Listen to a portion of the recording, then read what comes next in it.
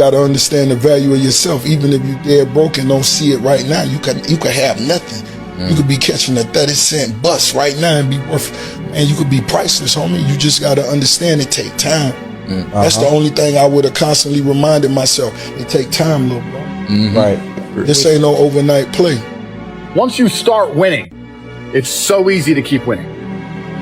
Because you won, and you know that you can do it, and you've seen yourself struggle to pull it off, and you believe that you can win again. There's a good chance you can win again because you've won before. It's only hard to win the first time. Once you've won, once you've given 100% of yourself to something and pulled it off, then you know it is very likely to happen again.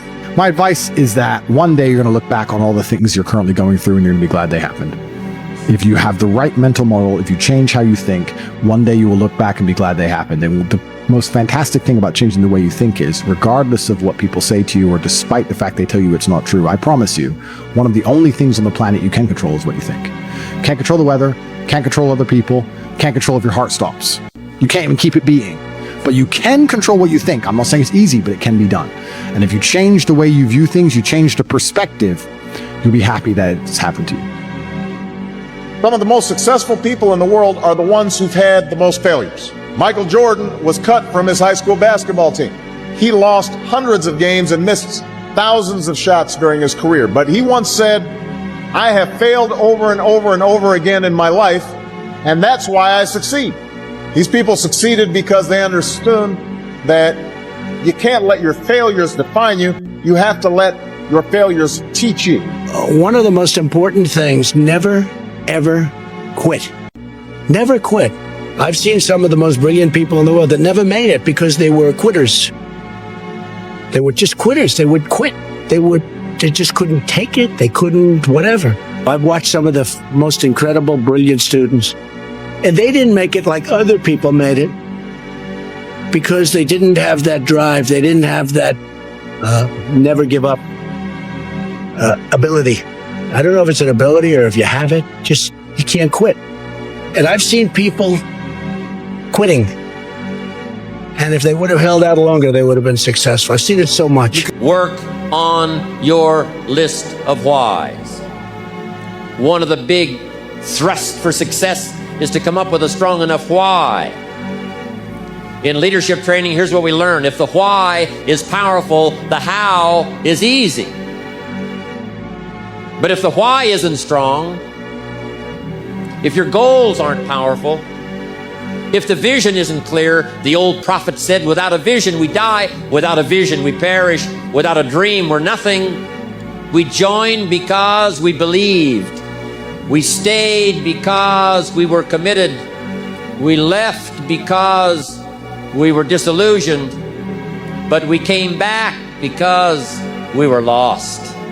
Without a dream, we are nothing. You're 22 at the height of your capabilities, the height of your energy. You heal like Wolverine. It is Friday. Are you making money? What are you doing? Oh, there's this band. I really want to see this band. I guess you just deserve to lose, friend. You got to figure it out, right? If you really have an obsession to figure it out, you will figure it out, right? And every puzzle is constructed differently. Right? AI's situation when he came into the league was different than mine. Mike's situation in Chicago was different than mine. Right? Everybody has a different puzzle, man. You just got to figure out your own puzzle. Remember, it's not what you have, but what you do with what you have that separates winners from losers. The Greek philosopher Epictetus once said that circumstances do not make the man or woman. They merely reveal him to himself. It's not what happens to you, but how you respond to what happens to you that counts. In the final analysis, your response to the adversity of life is the real measure of who you are and what you're made of.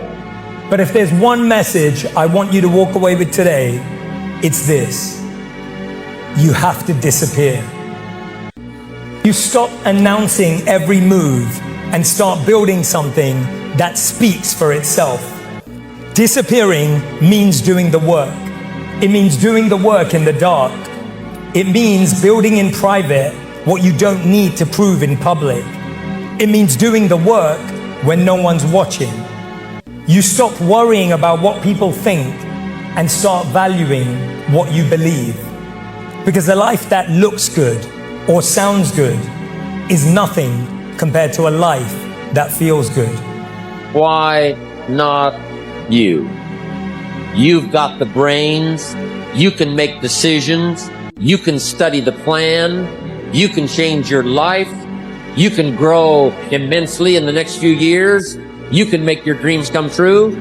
You can build a financial wall around your family nothing can get through. You can become healthy. You can become powerful. Why not you? If you aren't naturally tired at night and excited in the morning, then you probably haven't found something meaningful to work on. You are not stressed from doing too much. You are stressed from doing too little of what you care about. These haters, they know who you are, but you don't know them. You've done something amazing. They've done nothing. Some talk bad about you, some talk good. But when they talk bad, you're doing a good job, my friend. Trust me. I went through all of this. I prefer to be hated than loved. I will be honest to you. Because when they say they love you, you don't really know. When they say they hate you, trust me, they hate you. If you're not getting hated on, you ain't doing shit right. You need people talking about you. You need people saying, I don't like that person. Because in turn, they really want to be you.